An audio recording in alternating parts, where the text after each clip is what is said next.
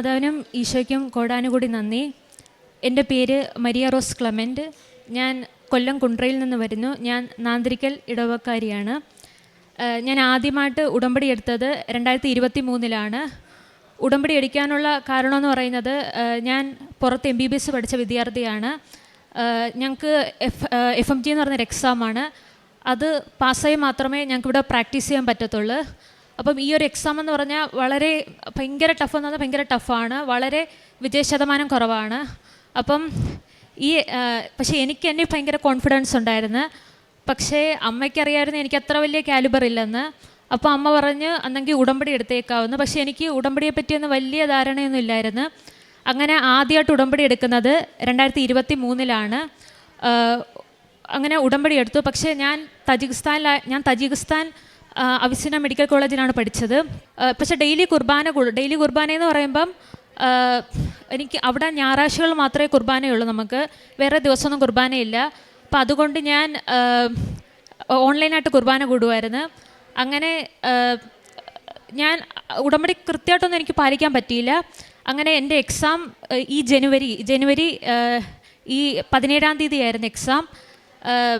ഞാൻ മാതാവിൻ്റെ കാശുരൂപം കൊണ്ടുപോയി ഉപ്പൊക്കെ കൊണ്ടുപോയി. എന്നാൽ ഭയങ്കര ചെക്കിങ്ങൊക്കെയാണ്. പക്ഷേ എനിക്കും ഭയങ്കര കോൺഫിഡൻസ് ഉണ്ടായിരുന്നു, എനിക്ക് കിട്ടും, ഫസ്റ്റ് അറ്റംപ്റ്റ് കിട്ടുമെന്ന്. പക്ഷേ എക്സാം ഭയങ്കര ഭയങ്കര പാടായിരുന്നു. ഞാൻ റിസൾട്ട് വന്നപ്പോൾ ഞാൻ ഫെയിലായി. സത്യത്തിൽ ഇത് 300 എക്സാം. അതിനകത്ത് നമുക്ക് 150 മാർക്ക് വേണം നമ്മളിത് പാസ്സാകണമെങ്കിൽ. പക്ഷേ എനിക്ക് 142 മാർക്കായിരുന്നു. അങ്ങനെ ഫെയിലായി. പിന്നെയും 6 മാസം കഴിയുമ്പോൾ മാത്രമേ നമുക്ക് എക്സാം നടക്കത്തുള്ളൂ. പിന്നീട് നടന്ന രണ്ടാമത്തെ എക്സാം എന്ന് പറയുമ്പോൾ ഈ ജൂൺ 28 ആയിരുന്നു. അങ്ങനെ ഈ എക്സാം ഞാൻ എഴുതി. ഞാൻ പിന്നെ ഉടമ്പടി ശരിക്കും പാലിക്കാൻ തുടങ്ങി. അതായത് ഡെയിലി കുർബാന കൂടും, കുമ്പസാരിക്കുകയൊക്കെ ചെയ്യും, അതുപോലെ കാരുണ്യ പ്രവർത്തികളൊക്കെ ചെയ്യും. പിന്നെ അച്ഛന് ഡെയിലി ബ്രെഡ് കൂടും. അങ്ങനെ ഉടമ്പടി എനിക്ക് മനസ്സിലായി ഇനി എൻ്റെ കയ്യിലൊന്നും നിൽക്കത്തില്ല. കാരണം ഒന്നാമത് ഈ എക്സാം ഭയങ്കര ടഫാണ്. പിന്നെ എന്നെക്കൊണ്ടത് പറ്റത്തുമില്ലെന്ന് മനസ്സിലായി. ഞാൻ ഉടമ്പടി പാലിക്കാൻ തുടങ്ങി. അങ്ങനെ എക്സാം ജൂൺ 28 നടന്ന് എക്സാം ക്വസ്റ്റ്യൻസൊക്കെ വന്ന് ഇത് രാവിലെ തൊട്ട് വൈകിട്ട് വരാം നമുക്ക് ഈ ഒരു എക്സാം. രണ്ട് മൊഡ്യൂളായിട്ട് എക്സാം. ഇത് നമുക്ക് വെരിഫിക്കേഷൻ 2 പേര് ചെയ്യും. അപ്പം ഒന്നാമത് എന്നെക്കൊണ്ട് പറ്റത്തില്ലെന്ന് മനസ്സിലായി. ആദ്യത്തെ ഈ വെരിഫിക്കേഷൻ ചെയ്ത ചേച്ചിയെ ഞാൻ ശ്രദ്ധിച്ചു. ആ ചേച്ചി ഒരു പച്ച ഡ്രസ്സാണ് ഇട്ടിരുന്നത്.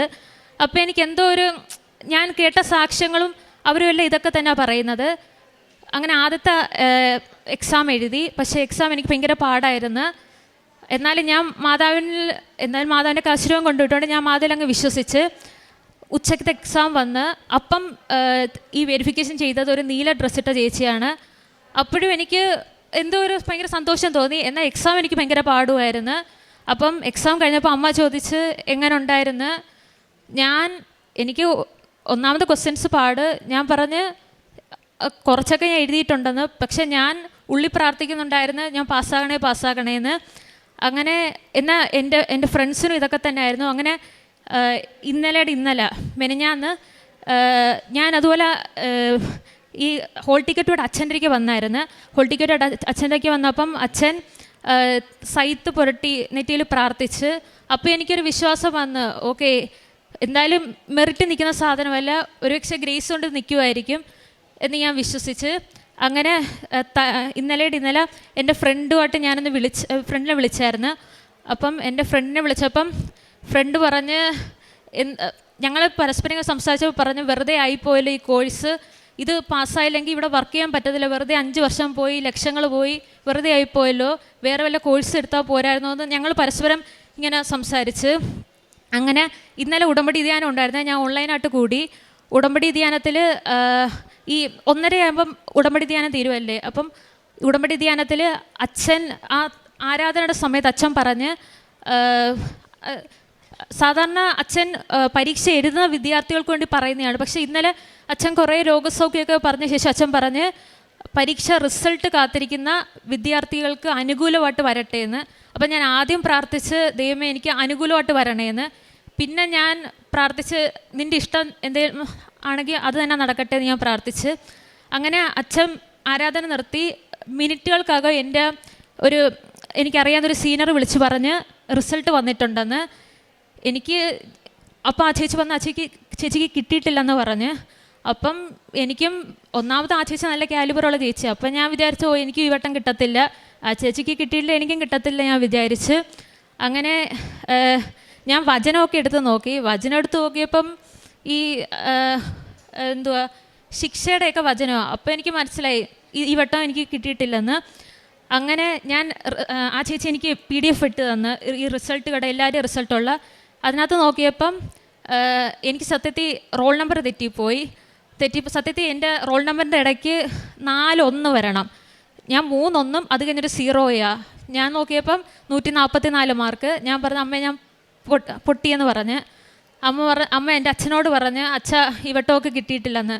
കുറച്ച് കഴിഞ്ഞപ്പോൾ ഞാൻ നോക്കിയപ്പോൾ അല്ല, അത് റിസൾട്ട് അത് എനിക്ക് 4 1 ഉണ്ടായിരുന്നു എൻ്റെ റോൾ നമ്പറിൽ.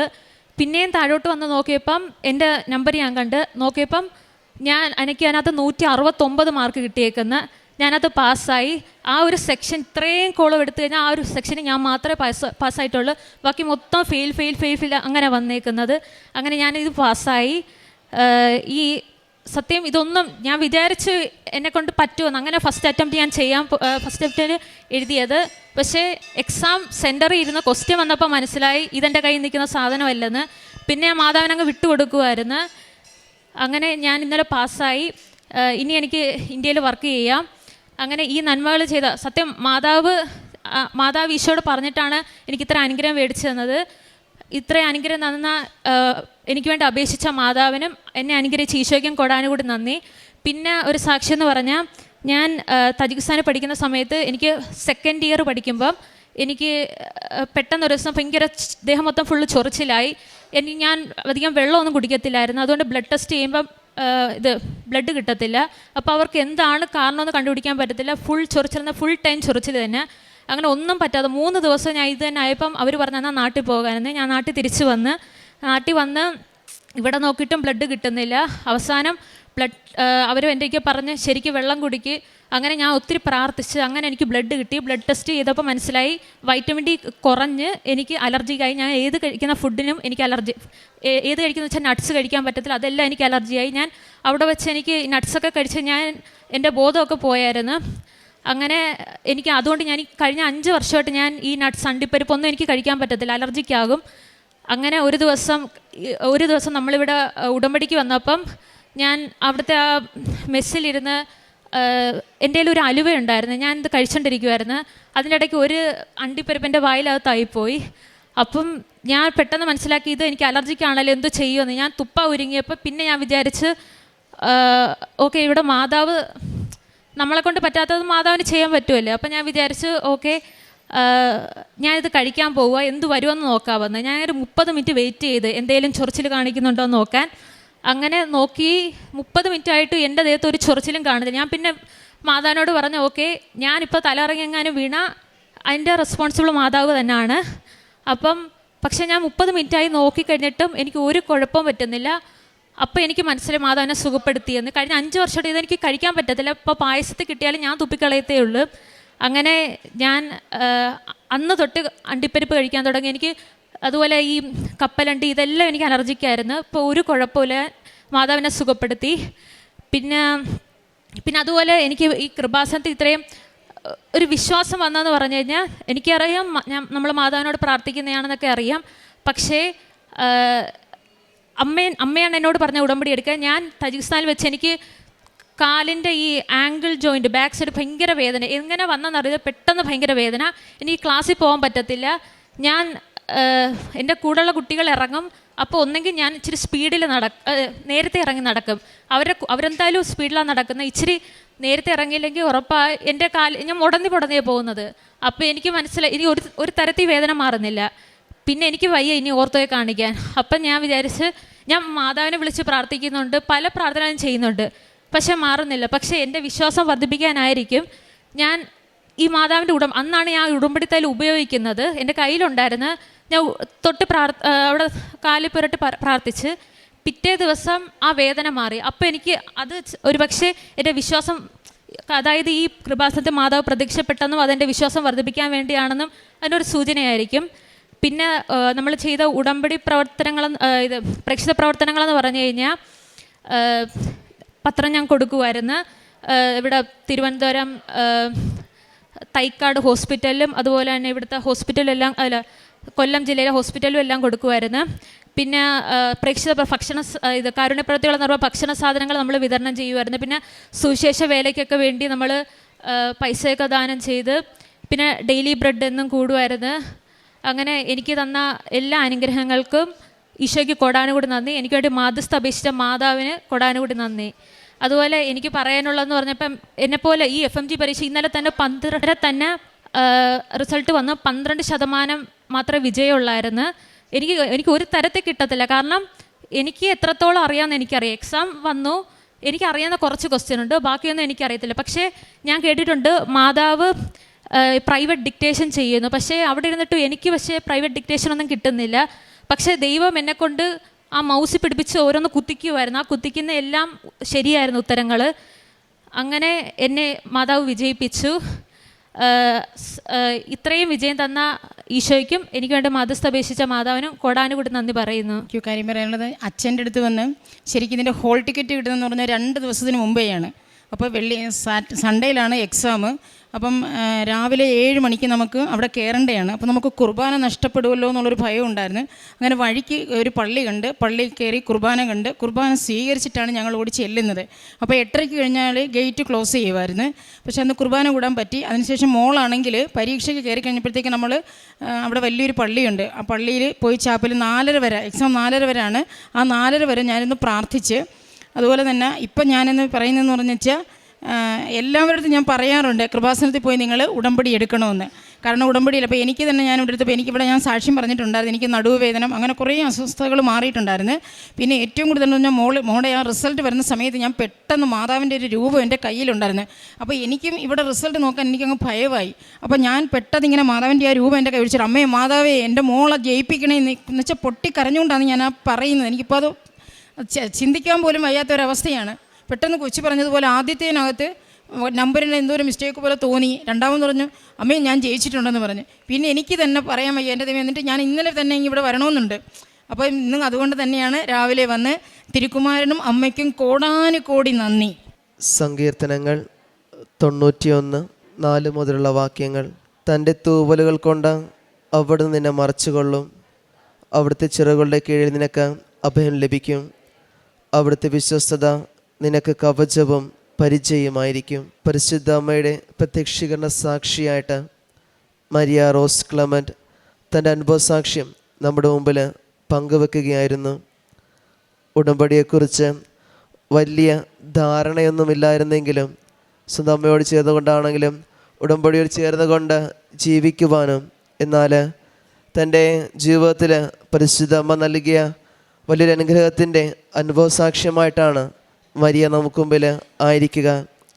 FMG എന്ന എക്സാം പാസ്സാവുക. കാരണം ആദ്യത്തെ അറ്റംപ്റ്റിൽ അത് ഫെയിലാവുകയും, എന്നാൽ അതിനെ തുടർന്ന് ഇതൊരു തൻ്റെ മെറിറ്റിലാണെന്നുള്ള ഒരു ചിന്തയൊക്കെ ഉണ്ടായിരുന്നെങ്കിലും തുടർന്ന് ഉടമ്പടിയിലായിരിക്കുമ്പോഴും ഉടമ്പടിയോട് ചേർന്നുകൊണ്ട് ജീവിക്കുമ്പോൾ ഉണ്ടാകുന്നൊരു ബോധ്യം എന്ന് പറയുക, ഇതെനിക്ക് കിട്ടിയത് പരിശുദ്ധ അമ്മയുടെ കൃപയാലെന്ന തിരിച്ചറിവാണ്. അത് രണ്ടാമത്തെ എക്സാം എഴുതുമ്പോഴാണെങ്കിലും അതിനെ തുടർന്ന് കടന്നു പോകുമ്പോഴത്തേക്കും അത് തന്നെ എഴുതിയ എക്സാം ബുദ്ധിമുട്ടായിട്ട് അനുഭവപ്പെടുകയും അതെൻ്റെ കയ്യിൽ നിൽക്കില്ല എന്നുള്ള ഒരു ചിന്തയൊക്കെ കടന്നു വരുമ്പോഴും പരിശുദ്ധ അമ്മയിലാണ് മരിയ പൂർണ്ണമായിട്ടും ആശ്രയിക്കുകയും ചെയ്തത്.